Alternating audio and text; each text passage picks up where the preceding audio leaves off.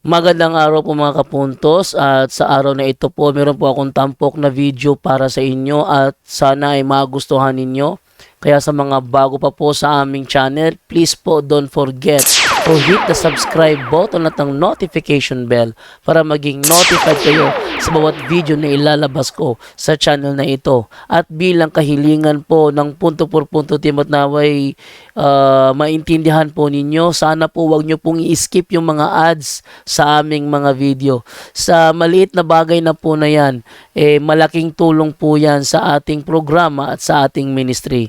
Sana po maunawaan po ninyo. Maraming salamat po, kaya wag na po natin patagalin. Simulan na po natin.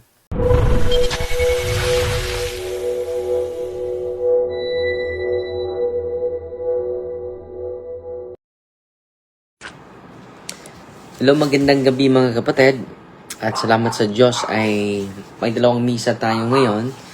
And then, after that, maraming nagpa-unwed. No? Salamat sa Diyos na binigyan tayo ng malusog na katawan at patuloy tayong magdasal sa bawat isa, kapayapaan at pag-ibig ng ating Panginoon ang maghari sa bawat isa sa atin. Hindi yung puot, galit, no? Mga masamang intriga, masamang nasa isip natin. Continue to pray one another, to bless one another. Yan ang kinakailangan natin, mga kapatid. So, bago tayo magsimula, ito po ay part 5 na po sa storya ni Julia the Satanic Queen. Siguro may pang ano pa tayo, pang-6 or pang-7, depende kung matapos tayo ngayon, no? So okay, mga part 7 siguro, until part 7 tayo, no? So greetings muna tayo. Salamat sa Diyos ay patuloy lang tayo sa pagsiwalat at huwag kayong malimot before going to sleep. Let's continue pray, no? Especially the Holy Rosary, especially the peace of our country, no? Especially the peace of our nation, and also to our incoming election. Let us pray continually, no? And then gagawa lang tayo ng anong nararapat, no? Ito sa parokya ko, gawa tayo ng legal action. Yan ang gusto ko na ipaabot at laging sinasabi kung saan man ako pupunta, lalo na dito sa parokya ko sa Valencia, Bohol po. Bakit iniibig natin yung mga politiko? Iniibig natin yung ating mismong bayan, ang ating simbahan, ang mga parokyano, dahil sa pag-ibig po. So, pasalamat muna tayo, no, sa mga star senders natin ngayon. Si Berolo Bangi, no, ang unang star senders natin sa live natin ngayon. Si Gina Guevara. Hello, Padre. Good evening. Kumusta naman ka, Padre? No? Sa awa ng Diyos ay nakatapos tayo sa buong araw na ito sa ating pagsilbi sa parokya. Nagpadala sa atin na 50 stars. Si Gladys Santilan Pinili Simporio. Hello, Pads. Good evening. How's your day? Puno yung schedule, kapatid. And then, ang unang nanood sa atin ngayon, si Alvin Alvero Davido. Salamat po. Si Neos Libor Nabo Brigoli. Si Lori Oclarit nanood sa atin. Si Ami Dailga. Good evening, Father Darwin. Watching from Cebu City. Si John Ernie Sarul Nipo Mochino nanood sa atin. Si Abby Lucky. Good evening po, Father Darwin. Good evening din, mga kapatid.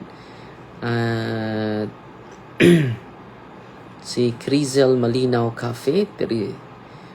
Teresita Iscario. Si Windy May Paulino. Si Emilda Morales, no? At si Ninit Cuenca. Si Aiko Melin Esteliuri. Good evening, Father, from Clarin, Bohol. Taga Clarin din ako, sa Bugtong Bod, Clarin, no? Lamanilaw Justin nanood sa atin. Si Gilda Hingilo. Hello, Father. Watching from your live from Rossi. Saan ba yun?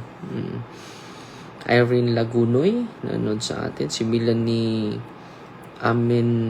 Sion Paumba. Si Ate Marife Dalapo nanood sa atin ngayon. At si Arnilo Endrena. Maayong gabi, Father, from Divina Endrina. Nakigamit ako sa CP sa akong banda. Oh, wow. Para manood. Si Martin Arenze as watching. Si Repsima Takulad Mosquito. Good evening. Have a sound sleep, no? Ang kailangan natin para malakas tayo bukas. So, salamat sa Diyos ay maaga tayong nakauwi, and then para maaga din tayo makatulog ngayon para ma-recharge, full charge tayo sa ating pagbibigay sarili natin sa simbahan at sa kanyang sa katauhan. Si Vince Anchita nanood sa atin ngayon. At merong additional star senders natin. Si Kay. Oh, hello Kay. Mabati, nagpadala. Wow, nagpadala sa atin ng 100 stars. At si kapatid Miriam Dalugdog. Good evening, Father. Watching from Singapore. Wow. Si Nerissa. Greetings muna tayo. Nerissa May Padrita. Gitgano. Uy, nag-aagaw din ako kay Gitgano man. Si Maribeth Aberca Magtabog nanood sa atin. Si Boyles Hinay Tingog. Hinay akong tingog. Tingnan ko muna. So ganyan, mahina ba yung boses ko? So na yung volume natin ay na ano. Hello Father Darwin, good evening. Good evening. God bless you always from Argao, Cebu. Salamat kayo. Sa Christine May Baya Labiaga is watching. Si Elvira Gatera. Good evening, Father. Watching from Pulumulok, South Cotabato. Si Mario Peñalosa. Good evening, Father. God bless. Salamat po. Si Mera Calo is watching. At additional generous star senders natin. Si Alan Ilangos. Wow, nagpadala ng 50 stars. Si Gina Guevara, additional 50 stars. Si Janine, good evening, Father. Darwin, God bless. No, regards mo si Idol. No? Si James Marson, nanood sa atin ngayon. So ngayon, simulan na tayo, no? Part 5 na po ito ni Julia the Satanic Queen. So patuloy tayo. 2 weeks later, following Julia's next exorcism, Father A telephoned me again. This time, he told me that he feared Julia might never agree to attend another session. So, si Father A, na-sense niya na parang hindi na ito tutuloy ng additional session. Si Julia. The ritual began on a cold evening, the late fall, on the grounds of Father Jack's parish in his well-heeled suburban town. The team included 8 people, Father A, so 8 sila. Chief exorcist Father Jack, who assisted Father A, 2 nuns, 1 of them a nurse, and 4 lay people recruited to help. A woman and 3 strong men. Para sila yung prayer warrior, pwede din sila hahawak kapag mag-wild na si Julia. Everyone gathered in a chapel in a small house where Father Jack's live. Julia was half an hour late. Half an hour. 30 minutes late. No? And when she finally arrived, she was hesitant and nervous. So, grabe. No. Hesitant and nervous na po si Julia. Perhaps already perhaps already under some influence. Nevertheless, she signed the requisite forms to proceed. So, meron yung permahan no? Sa mga magpa-exercise, no? Yun po ay consent na 100% yung consent nila. Hindi po sila pinipwersa po. So, nagperma po siya. Father Jack started the formal prayers using the older Latin version of the Rituali Romanum, which includes the classic text from Exorcism from 1614. His preferred source for the rite. So, nagsimula na si Father Jack. As the litany began, Julia rapidly entered the full trance. So, nawala na po si Julia. No? Grabe yung prayer sa Litany of Saints, no?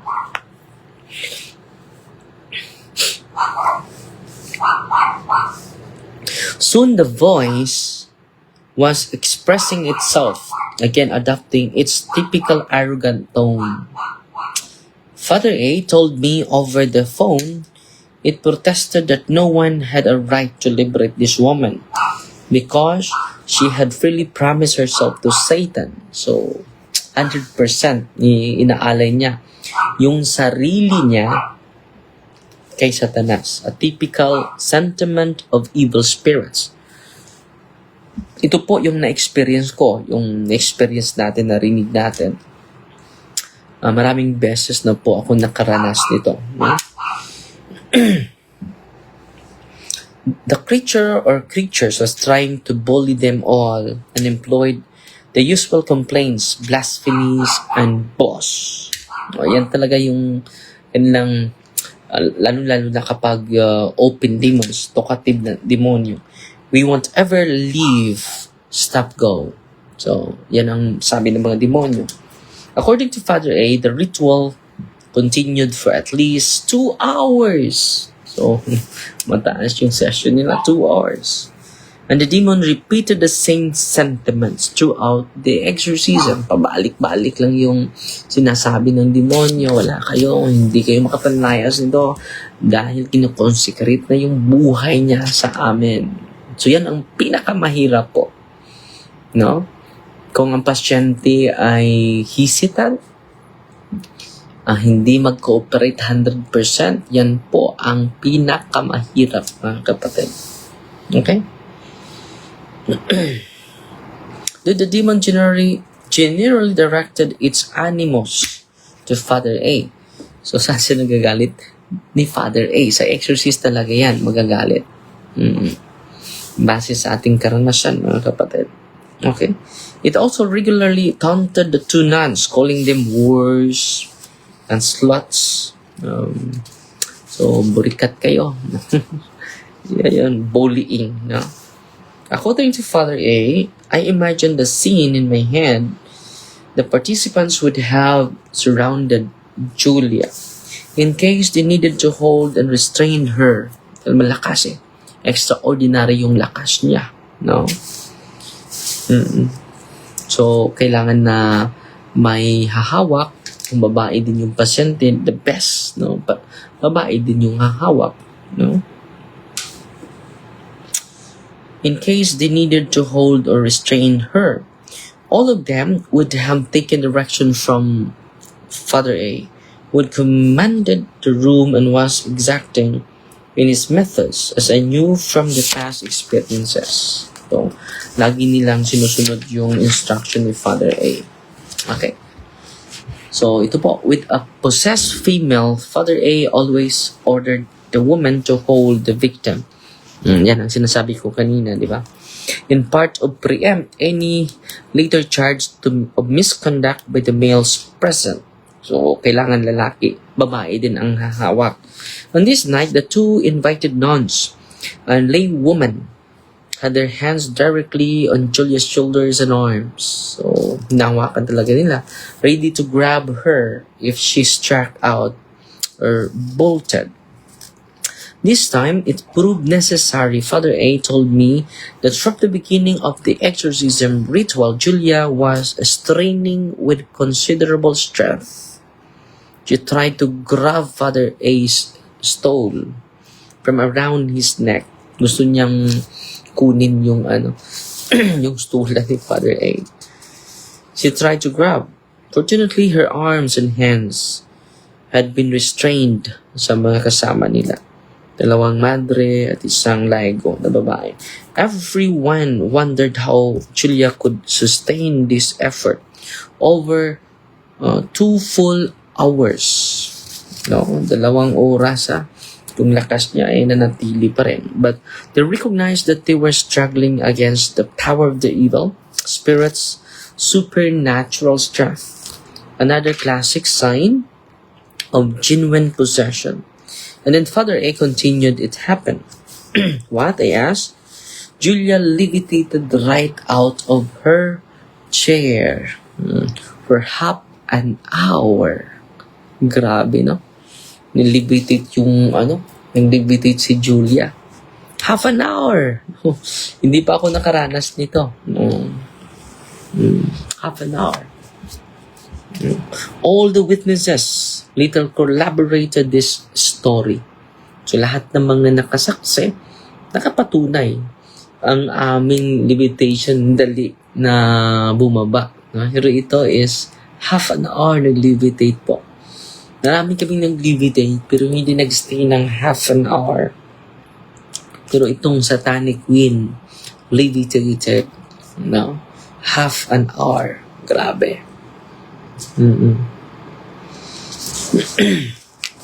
the clear impression of all attendees would have ascended higher if it hadn't been for several of those present. Hindi pa nila hinawakan, talong mag-levitate pa yon. Including all men laboring mightily to hold her down. So, binibitad na siya pababa. Later, one witness commented to me, she would have gone to the ceiling if we haven't stopped it. So, makaabot na siya doon sa bubong. What if an attempt to escape or scare the participants? It's hard to say, but everyone was shaken. Natatakot po yung mga nandun. Just imagine half an hour, lumitaw siya. Half an hour. Grabe. Levitation is a rare but well-documented event in religious chronicles. Ito po, minsan lang po ito, pero lagi na po itong na-experience. Including past and current exorcism, kami din, marami na po. Pero ito, unique ito, na half an hour lumutang. Patuloy tayo. I tried to imagine their astonishment and fright. So, grabe yung takot. And then, pagkabahala, sa nangyari sa kanila. Father A posed, he seemed fatigued and discouraged, absent in the conversation in a manner I wasn't used to. So, na-discourage siya dahil grabe yung demonyo, malakas. Bakit malakas yung demonyo dito? Bakit? Dahil hindi ni-renounce ni Julia yung satanic involvement niya 100%. Kung na-renounce niya, malaking tulong po yan. Kung from his 100% full consent. Kapag hindi full yung consent niya, ito. Kaya nga, naintindihan ko si Father A. He seemed fatigued, napapagod na, and discouraged, na wala ng pag-asa, absent in the conversation in a manner I wasn't used to. Hindi siya sanay si Father Dr. Richard. Father, I now pressed him. Are you still here? Nandito ka pa ba, Father? Sorry, Richard. I'm feeling a bit pessimistic.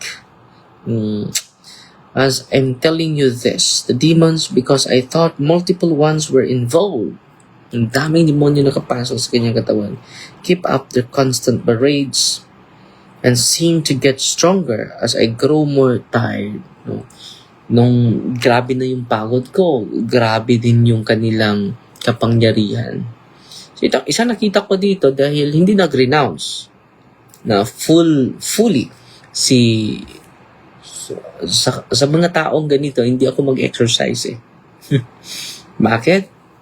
Hindi sila disposed. Kaya napapagod yung exercise.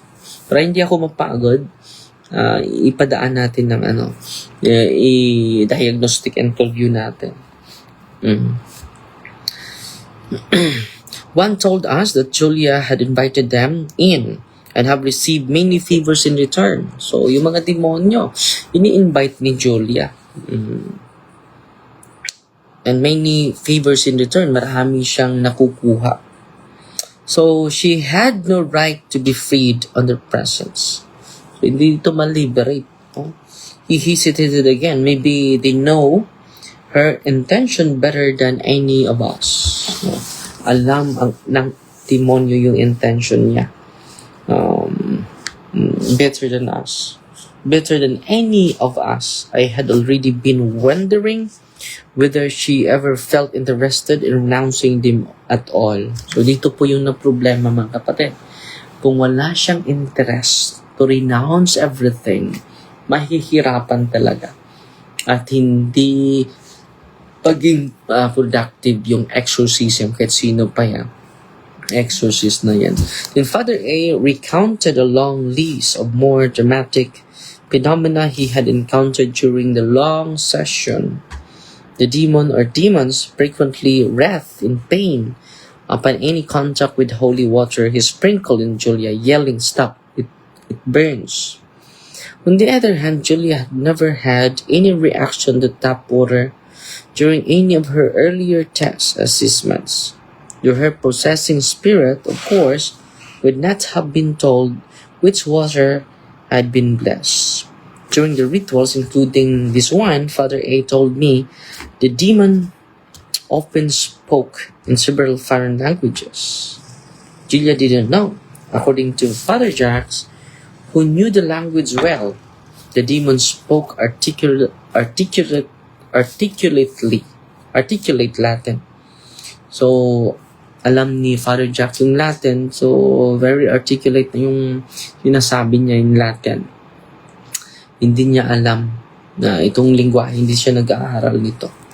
So, yan po ang isa sa mga sign of demonic possession. At some point during the last ritual, the room became distinctly frigid, and then the temperature spiked drastically, making the room stiflingly hot. So, ang init sa loob ng kwarto. It was like we were standing right next to a boiler and someone turned it up to maximum strength. So, ang init ng kanilang sa loob ng room. Father A told me also loud cries and groans and other raucous animal-like noises interrupted Father A's prayers, making him feel like he was in the middle of dangerous jungle. He said, "Rich, I felt like I was in the gates of hell." No? Bakit? Satanic queen siya. And then, hindi niya ni-renounce ng buong buo yung satanic involvement niya. So, yung exorcist ay dito, grabe yung kumbati nila. Grabe yung kumbati dito. Other exorcists have over the years reported to me similar happenings. And I have encountered many such examples in historical literature.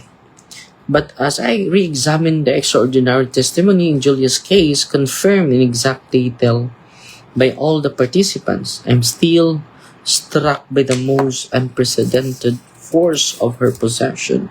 Combined, these features appeared to me to clearly represent the response of a powerful enemy fighting desperately to keep controlling a woman who had specifically dedicated herself to Satan. So ito po ang problema kapag hindi niya ibigay yung sarili niya sa Panginoon, problema talaga yan. So kailangan natin ng catechism, kailangan natin ng ginawa naman nila. Pero ang problema nito ang pasyente talaga. attached pa siya sa kapangyarihan na taglay at na tanggap niya galing kay Satanas. The intensity of Julia's exorcism surprised even Father A. No, kahit si Father A seasoned exorcist na, and Father Jacques, the display seemed intended to frighten them away, or they surmised to prevent Julia from abandoning the cult and continue to reveal its nefarious behaviors to perceived interlopers. Other experienced exorcists later commented to me that Father A and Father Jacques should have prevented such theatrical manifestation by commanding the demon or demons not to create such havoc. But given the immense pastoral experience of my two exorcist friends, I feel that in this case, they encountered a spirit or spirits too powerful to control. So, kailangan so na-amaze sila nito. At makikita natin sa sunod natin na live, mga kapatid, ano yung pakay niya. Bakit napunta siya doon. So kaya nag-doubt na sila na interlopers po ito. Ano yung interlopers? Intruder. No? When the session ended, Julia rapidly emerged from her trance-like states. Like most, do not all possess people, she characteristically remembered nothing. The exorcism has lasted a little over 2 hours. So, hindi basta-basta. Naglas ng 2 hours. So, naglimited siya half an hour. So, bukas po, last na po, part natin ni Julia. At malalaman ninyo yung intention niya, bakit nakapasok siya doon. I-reveal natin. At nandito yan sa aklat ni Dr. Richard Gallagher, no? So, sana po sa oras na ito ay may natutunan po kayo. So, bukas po isasabi ko sa inyo, no? Si Janine, no? Kay murag tinud-anay naman tong gibati ni. May bawaan yun na ron. Sister Janine.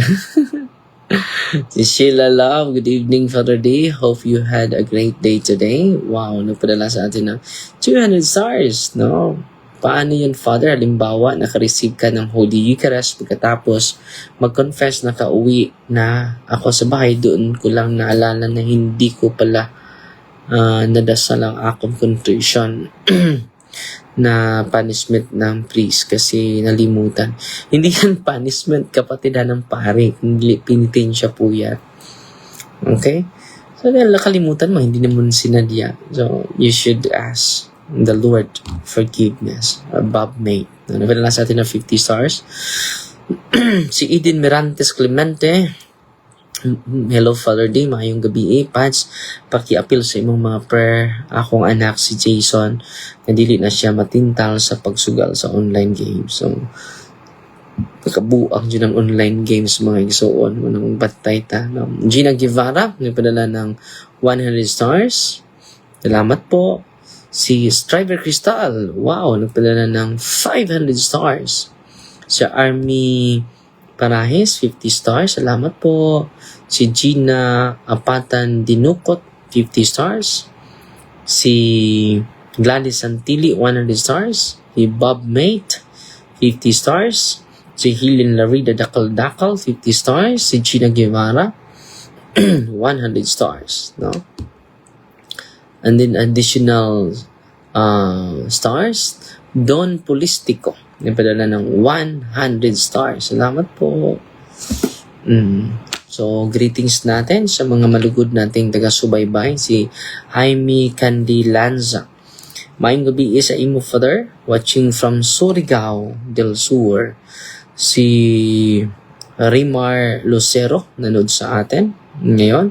Maayong gabi, Father. Baptist ko, pero ganahan ko minaw ni mo. May salamat. So, patuloy ka makinig at you're the one to decide, mga kapatid.